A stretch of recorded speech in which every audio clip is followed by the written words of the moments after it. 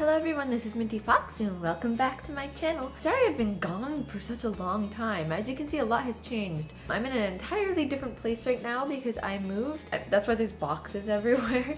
So I'm gonna be filming in my living room today. My new, improved living room. As you might have also noticed, my hair is a different color. It's like tealy blue and I'm loving it.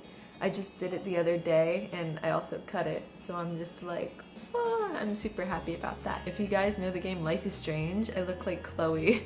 Sort of. I'm not trying to take credit for her beautifulness. I am not nearly as great as Chloe, but I hope I can do a Chloe cosplay sometime soon.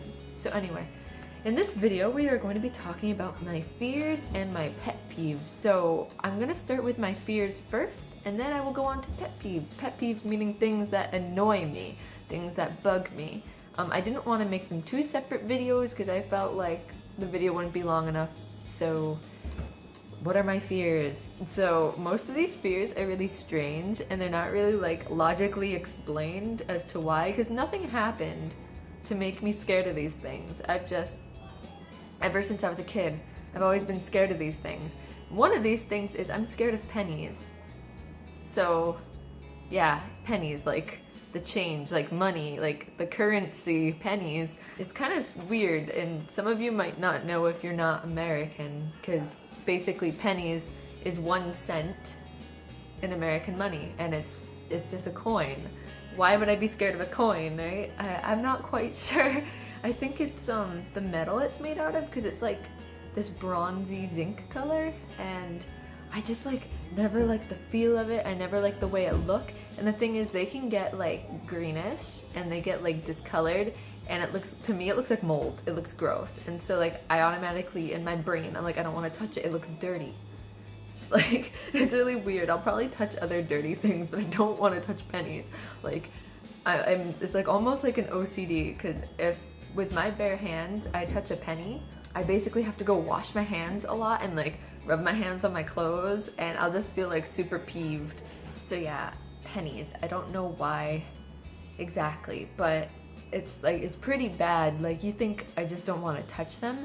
It's not even that. Like, I remember one time, you know, like kids, they just randomly eat stuff like that they find, right?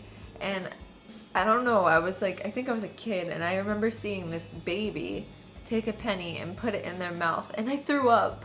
I threw up from the sight of this kid eating a penny, and it's just like, it's not logical at all. And I've tried to get over this fear, and like the best way I deal with it, because it's money, I have to deal with it. Like when I buy something and people give me change, I have to figure out how to accept it without being all awkward and weird.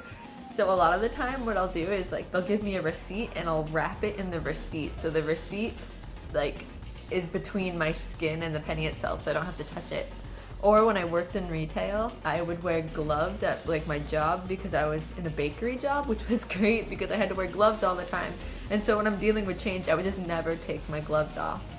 And so I would, yeah, I don't know how hygienic that was actually, but I would wear gloves, so the gloves would protect me from touching coins. It used to be like all change and pennies were the worst. But now I can touch quarters and stuff and dimes, and they don't bother me as much. It's just pennies. Anything that is like that bronzy kind of metal. No. The next thing that scares me. Ever since I was a small child, I've been terribly afraid of heights. So severe. Like, it's not even like anything happened for me to be scared of heights, but it was so severe. Like, I wouldn't be able to cross some bridges. I wouldn't be able to like go up certain stairs if I considered them to be too high. Or you know those stairs that like there's a gap in between and you can kind of see down? I wouldn't be able to go up those or go down those. So it became pretty troublesome, and I remember being a big problem for my family a lot of the time, because we might need to cross a bridge or we might need to go up some stairs, and I would just like become a rock and I would just not move. And it felt like if I tried to overcome this fear, and I tried multiple times, if I tried to overcome this fear, it got worse. Like I knew it wasn't practical, like I knew it wasn't logical, so I would try to get over it. And anytime I tried, literally when I would stand up and I would be in those kind of situations, it felt like I wasn't steady and like I was gonna fall over just like, and everything would get dizzy just from me like seeing or being near something that was like high up. As you can imagine, then I'm not really fun to bring to amusement parks because I would always say I need a ground buddy because I can't go on any of the most of the rides. Like if you bring me to Six Flags, good luck like having fun with me there because I'm not gonna go on anything that gets off the ground, even like baby things, even small things. I remember going on this kids ride, which was like a pirate ship thing, and it just swings back and forth, right? And it just swings a little bit higher and a little bit higher. There's one that goes all the way around, but I was on the kid one. The kid one doesn't go all the way around. But I went on this ride with my friend, trying to prove like, I can get over this. I can get over this. If kids can do it, I can do it.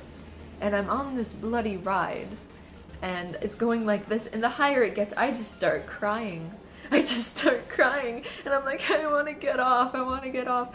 And all these kids in the back are like, go higher, and I'm like, no, don't listen to them, don't go higher. I was always that whiny kid who was just like, no.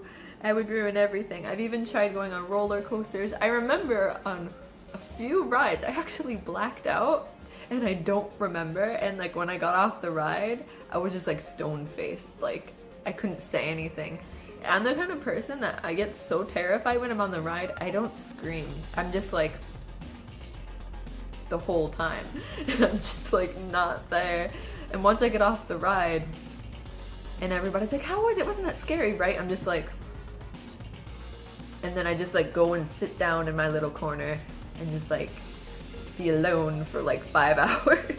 So it's pretty bad. I've even tried like water parks, thought maybe water parks would be easier. I've tried going on like those slides that like you go up and then you ride down on a water thing. No, it didn't work.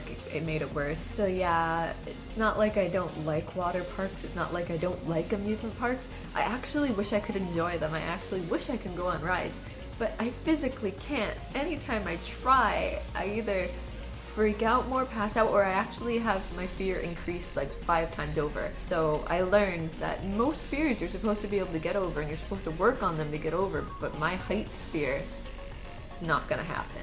My next fear is also another fear that I've had since I was a child, and I'm not sure, maybe this has some basis to it because like this one's not so abnormal. I still dislike it, but I wouldn't say I fear it now because I'm sick.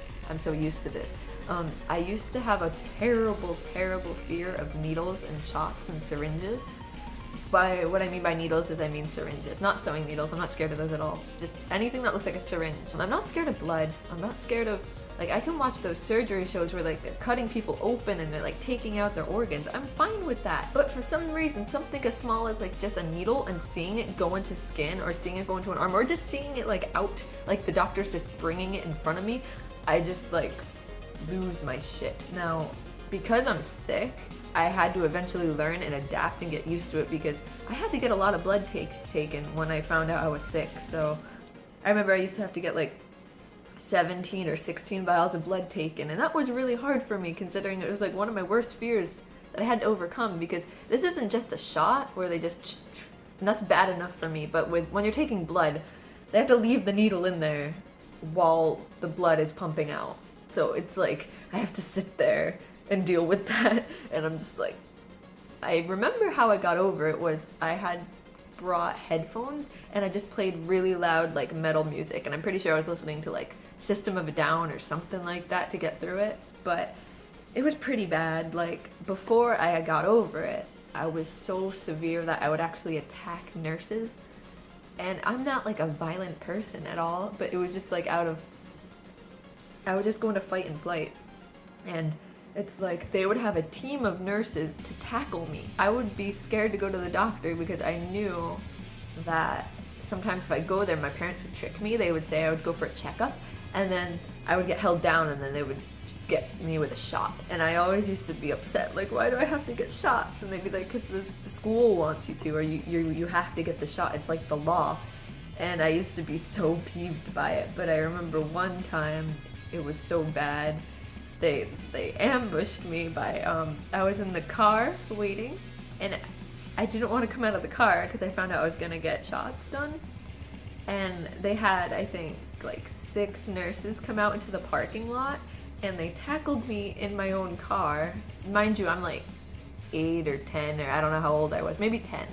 They tackled me in my own car and held me down, and I'm like screaming and kicking and crying because like I said, I actually used to fight back. I used to like, first I would try to hide. I would try to shove myself in the smallest area I can find, and a lot of the time I would shove myself in these places that like a human shouldn't even be able to fit, and somehow I managed to do it, and they'd be like, we can't get her out, we can't get her out. So when they did finally end up getting me, a lot of the time they just hold me down, and I'm like screaming and hysterically crying and kicking and like clawing.